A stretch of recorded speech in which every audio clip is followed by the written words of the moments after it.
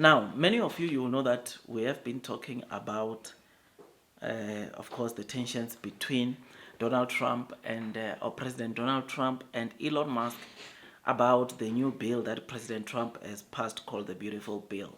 That led into the two parties, or President Trump and Elon Musk, fighting to a way that they took it on the streets of social media. But 2 weeks ago, it appeared that things have cooled off, and so many people were, of course, at ease to know that the two friends, or one so-called best friends, were no longer fighting.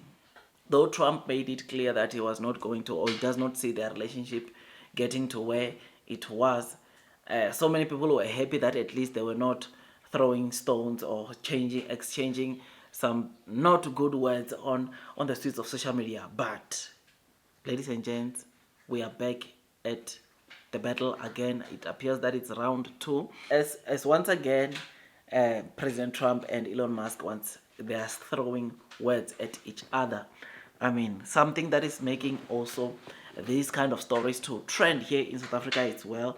It's a tweet that President Trump posted just a couple of hours ago, where it reads as follows: Elon Musk knew long before he strongly endorsed me for president that I was strongly against the EV mandate. It is ridiculous and was always a major part of my campaign.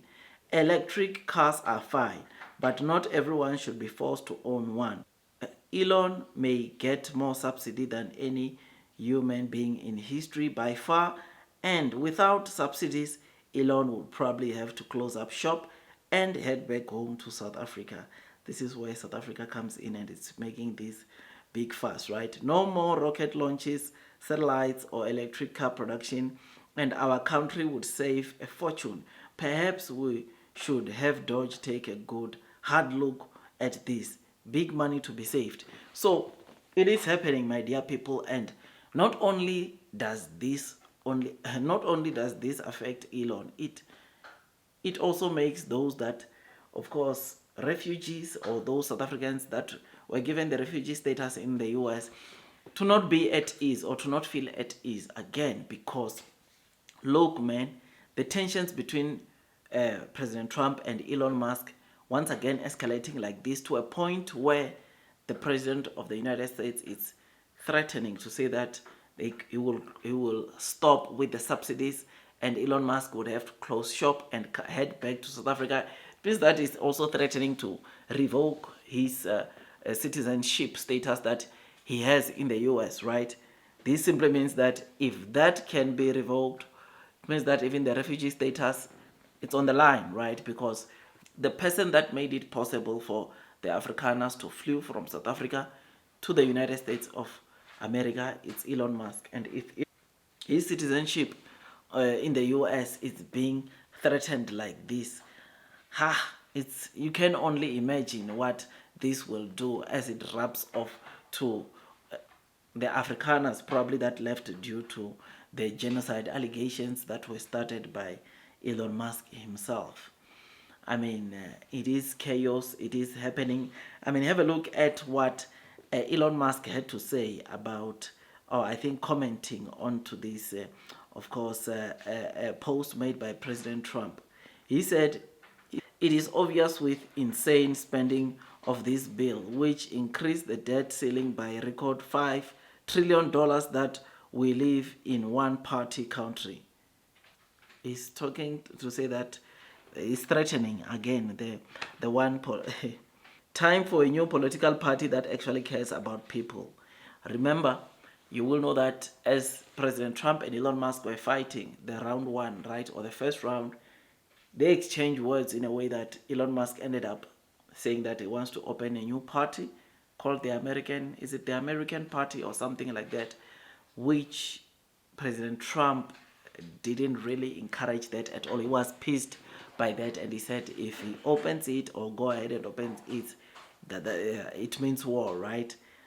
But anyways, Elon Musk continues saying, how can you call yourself a freedom caucus if you vote a debt slavery bill with the biggest debt ceiling increase in history? Oh, these are the latest coming from President Trump and Elon Musk. It's not good, man. Honestly, it's not good. And of course, there is a lot that will happen if, of course, Trump does as he's saying, and not only will it hurt or will it, of course, even dethrone Elon Musk from being the world richest person, but it will also cause a lot of Americans to lose jobs because Tesla, I'm quite, it's has hired or is employed. Tesla has employed quite a number of the U.S. Citizens, and closing off shop will also hurt, of course, the economy itself of America.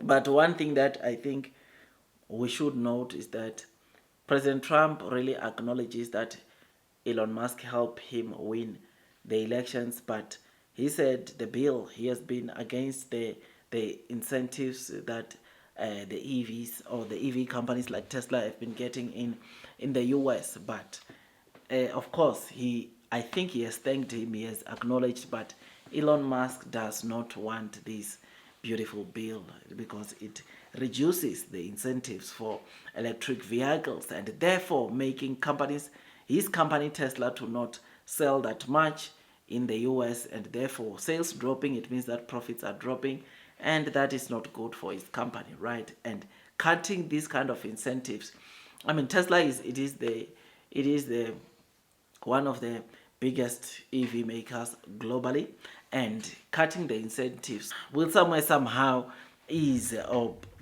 ridiculously really reduce the penetration rate of electric vehicles in the US and in the world as a whole, because there are some cars that are being produced in the US and they are being shipped all over the world. And if imagine you have got all the equipment, the tools of producing cars, but there is not much demand, you end up closing shop because you end up not selling and running at a loss. And therefore this simply means, or what I'm trying to go with this is that President Trump has got the powers, right? Remember, he's the president. He can rewrite, he can do whatever he wants, which is why he was also able to announce this beautiful bill. He can do whatever he wants, and honestly, if I was Elon Musk, I would play it safe, right? Because the guy can just cancel everything, and Elon Musk goes from being the world's richest man to just probably one of the richest people in the world. I mean, if you really think about it, he can end up losing or closing shop all of his companies, almost all of his companies, because you will know that how he bought his Twitter, how he bought what was so called, or a company which was so called Twitter or X, was that he loaned against his Tesla shares, right? And obviously his Tesla shares will remain a collateral provided Tesla continues doing so well. But if it gets to a point where Tesla it's no longer profitable, then he also runs the risk of losing Twitter or X, which is something that is not good at all. So there is more for Elon Musk to lose than, of course, Trump losing this battle. And therefore it is for that reason that I said, or I'm saying, I would have been playing it safe if I was Elon Musk, because Trump can just press the button or instruct the incentives to be cut off completely, which will lead into Elon Musk companies struggling. I mean, Musk also got government contracts with his company SpaceX, and if those contracts are cancelled, I mean, again, they will also feel the pain, which is something that is not good. Otherwise, these are the quick updates. I thought I'd come and give them to you. Tell me what you think about this. I'll see you on the next one, my dear friends. That is all from me, and God bless you all.